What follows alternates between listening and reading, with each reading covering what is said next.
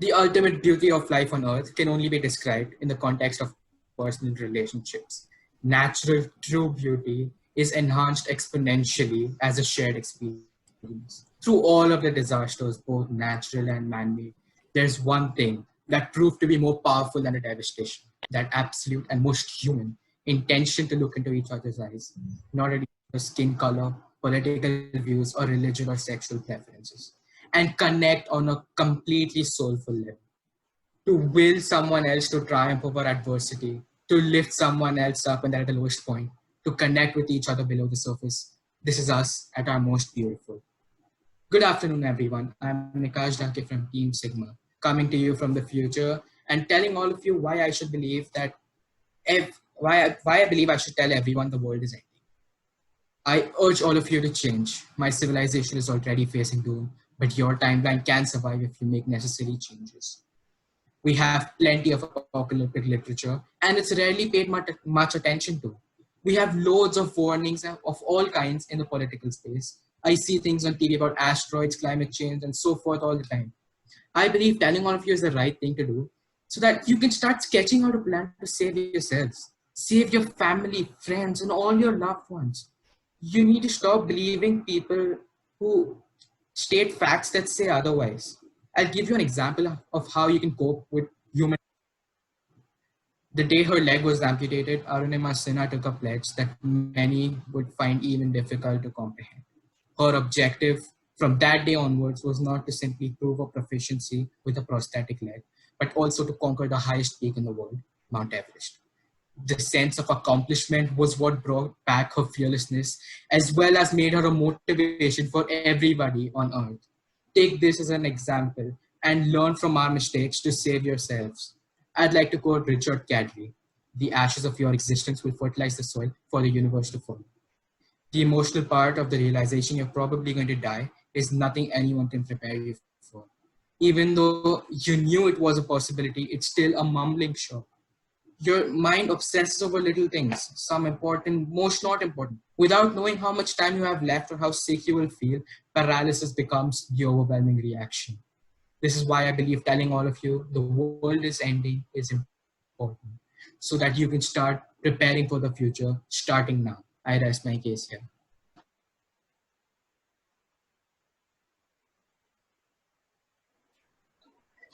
Education board. I'm ready to start.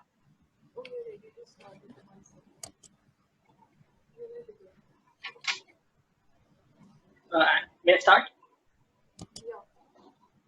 Okay. So, good afternoon to one and all present here today. I am the first speaker of the opposition speaking on the agenda that is the world is ending in 2023.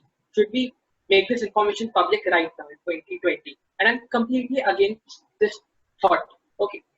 First of all, I would like to say that my opposing team have misinterpreted the agenda and there's a logical fallacy in it. Because first of all, in the agenda, it is specifically mentioned that the world is ending undeniably. It is an undeniable fact. So any sort of ways that you propose, like how to save yourself, your family, this slightest possibility, there is none. Because according to the agenda, it is confirmed that this is undeniable.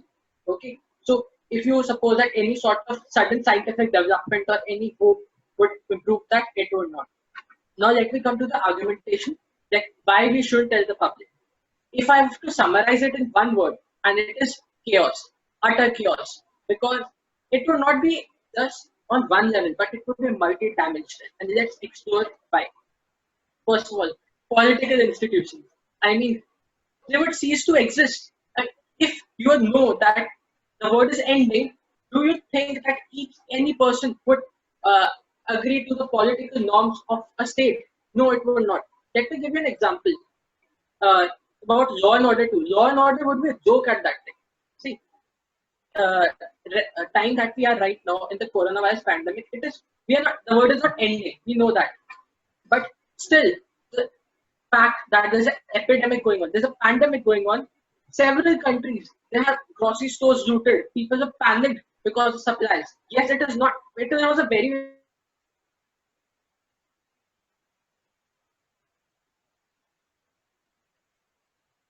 Is it just me or Vibhor is yes. not audible? Vibhor, could you repeat your last sentence? You lost connection. from where? Where it was audible. The looting Okay, I'll. The pandemic situation. The people are looting. Okay, so yeah, so yeah, this pandemic situation is not near the world ending, but from this small scenario, you can see how the people would react to this very, very broad situation. And if I talk about economy, I mean, the Great Economic Depression would be a baby in front of it.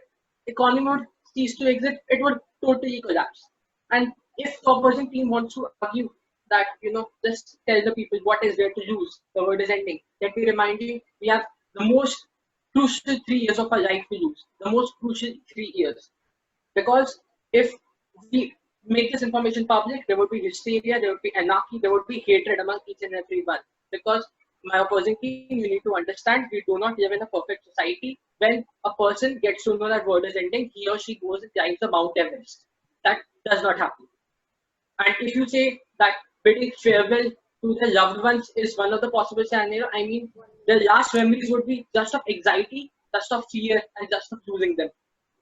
And when I was talking about hatred and anarchy, just imagine at how broad this could go. I mean, we could have a nuclear holocaust, which my second speaker would, elaborate on. Because the most crucial part of a person is usually his or her own life. And when he or she knows that it is about to end, that person could go to any level to fulfill his revenge or any sort of hatred he has. Because he wouldn't care then. People would follow law and orders. People would cease to follow any kind of political institutions.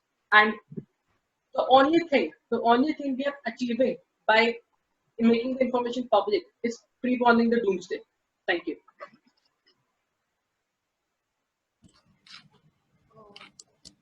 The other team now has 1 minute to prepare.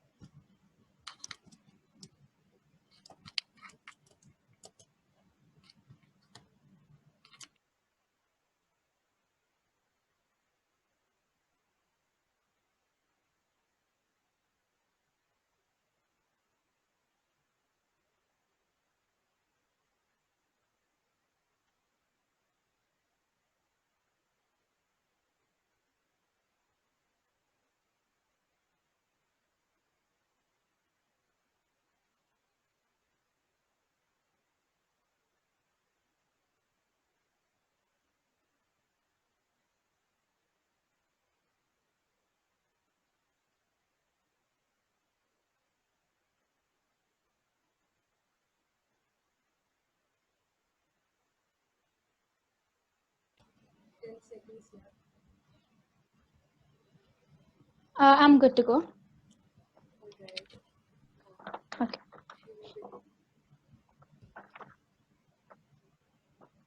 I'll be honest, this wasn't quite the topic I expected, but nevertheless, it made me quite excited to write about it. We'll have no future because our present is too volatile. We have only risk management, the spinning of the given moment scenarios. And let me tell you, ladies and gentlemen, my arguments won't be framed based on the movie Tomorrowland. A very good morning to everyone present here. I am Riya Shinde of Team Sigma, and I, for one, believe that people can change. We need to inform people on time and prepare for alternatives. It is always important to give people the right information. Trying to withhold the news of the inevitable and hoping that the problem will magically disappear is cowardice. A big example is when coronavirus broke out in Wuhan. The Chinese government tried to suppress the information for fear of panic and hoping to contain it. But that didn't happen. And now the entire world is threatened. If you tell people in 2023 that the world will end, they have 3 years, 3 precious years to set up infrastructure to deal with doom. Then they have 3 years for research and exploration of other frontiers where people can shift. Explorational Technologies Corp, trading as SpaceX, is an American aerospace manufacturer and space transportation services company headquartered in California. It was founded by Elon Musk with the goal of reducing space transportation costs to enable the colonization of Mars. This is one way. They can put a lot of energy in further development of this program. So it is a viable alternative when Earth will contribute a lot. We send Mangalyaan in lesser price than the cost of gravity. We can build solutions using latest technology. The reason why I believe that telling people that the world will end is people will change. Change is the only way we'll move forward. And about the undeniable proof, just the slightest ray of hope can bring even 0.01% of inevitable back to life. Well, my worthy opponent, my speaker, mentioned Arunima Sinha as a proof that nothing stops humanity from changing. Baxter Humby wasn't born with one of his hands, but he had to have his right one amputated at birth. Even so, the Winnipeg native's accomplishments have been many. He began competing in martial arts at 17 and already an accomplished runner. This shows that nothing at all can stop us from changing or saving our environment. In year 2005, a horrific tsunami broke out, causing wild-scale devastation across coasts. The Indian Air Force braved the wrath of the seas to rescue people from Andaman and Nicobar. I wish I could go back in time and warn the people of China not to have bats, but unfortunately that will remain a fiction. It is always important, I repeat, it is always important to give the people the right information. Though we can't stop tsunamis, being able to predict its impending doom would have been able to save 1,000 lives. So all I would like to tell my opposition is don't be too certain that humanity cannot change, because if just by telling them that the world might end and there will be a slightest ray of hope possible that we might be able to change the inevitable, and the undeniable proof can be denied. So all I would like to say to the opposition is negative regressive thinkers, when in denial, can deny all provisions provided to them for a positive outcome. I rest my case here. I am absolutely ready to start. May I? Yeah, sure. Okay. Good morning to one and all. I'm the second speaker from the team Triumvirate, and we are against the motion. We are basically saying that we should not disclose that information. The world is ending in 2023. Okay, I'll first elaborate upon what the first speaker said, as it's my job as a second speaker to do that. Let's talk about law and order. How is our law and order system designed? It is designed by a crime and punishment. That is essentially what a law and order system is. When that punishment is gone, I mean, in 3 years you're going to die anyway. So life sentences have no meaning. Death sentences have no meaning. So you essentially have a society with crime without consequence. Okay. Then let's talk about the economy. This will be important later when I come to rebut the points. Please keep this in mind. The economy is essentially a made-up science, right? This liquidity, credit default swaps, these are all human-made sciences. These have no real meaning in the physical world, and especially when the world is about to end in 3 years, nobody cares about the amount of wealth or about the amount of riches you have. Okay, so there will be a complete collapse of economic structure. When the economy collapses, you have lack of food security, you have anarchy, which in turn will lead to chaos, like my first speaker emphasized. What radical changes will we need to make to our society to orient our society to this purpose is unfathomable. Let's take a case study, right? Europe at the time of the Black Death plague was not very connected to the rest of the world, right? To them, it seemed like the end of the world. So when that happened, there was, by historical estimates, there was a 200% increase in death. There was a 300% increase in looting of grain hoards and many other crimes that we could not account for, since the literature at that time was not very developed. Now that was just a plague, right? And it only killed 1/3 of Europe. This is an apocalypse, complete destruction of Earth. I can only imagine the scale at which things will happen this time. Okay, let's talk about nuclear fallout. Again, our whole system is designed around crime and punishment. You have no punishment, you have unlimited crime. In this case, nuclear fallout chances increase drastically because people can do whatever they want. And the proposition says that we should advocate for human change. I mean, humans have to exist in 3 years for human change. And I think the proposition has also misinterpreted the agenda. There is quote unquote undeniable evidence that the world will end in 2023. I think that needs to be established first, because that is the agenda. Since we are time travelers, we know this information because we have been to that place and we know that the world is ending. All of you have seen Avengers Endgame. Going back to the past does not change the future, as contrary to the Back to the Future movies. It doesn't happen that way, right? The world is ending, and the only frontier available, according to the proposition, is a quantum leap of technology that will launch us into space, and we'll rehabilitate our civilization somewhere else. Okay, a quantum leap of technology in 3 years, considering the amount of social anarchy, economic collapse, I don't know, just seems kind of improbable to me, to say the least.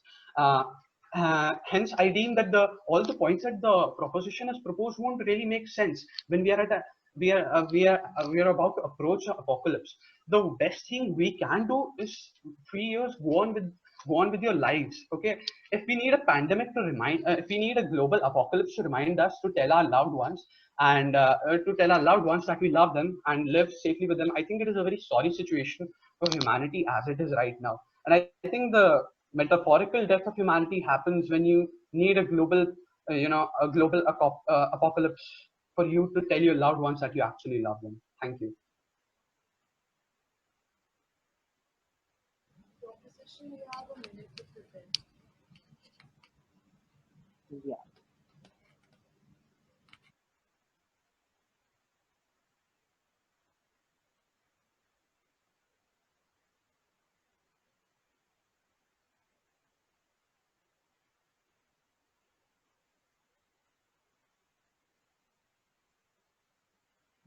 All right. Am I perfectly audible and visible? All right. I'm starting. Honesty is going to take you places in life that you never could have dreamed, and is the easiest thing you can practice in order to be happy, successful, and fulfilled. Honesty is part of the foundation of my core values and principles. Honesty cuts through deception and knives its way through deceit and lies. Honesty leads to a fulfilling, free life. And why not be honest regarding the end of the world? Greetings, ladies and gentlemen, and people can change. With human willpower, even the most Herculean task can seem small. Change is a process that begins with awareness. This may seem obvious, but it's not. If you're used to blaming everyone else for your problems, then you're not aware. If you're living your life in a daze, blaming bad luck, then you're in denial.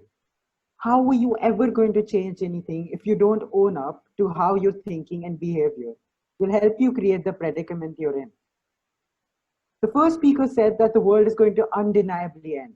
So the topic states, and your very own second speaker contradicted you when he said that there is undeniable proof that the world is going to end and not the other way around. So it is you who has misinterpreted the motion at hand. Let me also tell you, in case you somehow missed Avengers Endgame, the time travel has different timelines. To the second speaker, why would you worry about an economic collapse if there is no population left? There are countless stories of people who have overcome substance abuse to find a better life, stayed in a relationship and come back to build it healthier than ever, or live completely selfish lives and then make their lives all about others. These stories prove that people can change. For example, when people were stuck in a cave in Indonesia, they had continually been discussing how it's unsafe. But only after circumstances are known do people change. And making people aware is a moral duty, and one that has to be carried out, regardless of circumstances. From global warming to many other social problems, man is coming together to raise awareness and combat the issues that haunt mankind today.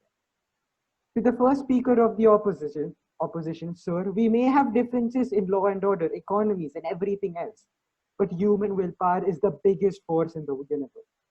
People have recovered from extreme stress and performed the most daunting tasks simply with the will to do so. Even a task as huge and important as saving the world can be performed if the entire human community joins hands and helps each other out. Law and order will be a secondary duty.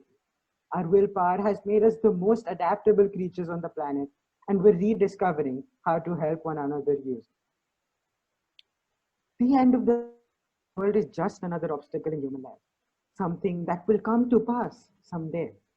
But with knowledge of this, man will very successfully apply the ever valid formula: improvise, adapt, overcome. Okay,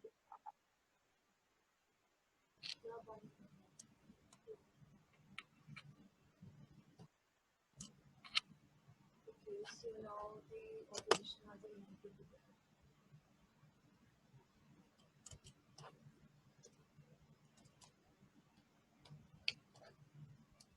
This will be the last speaker, right?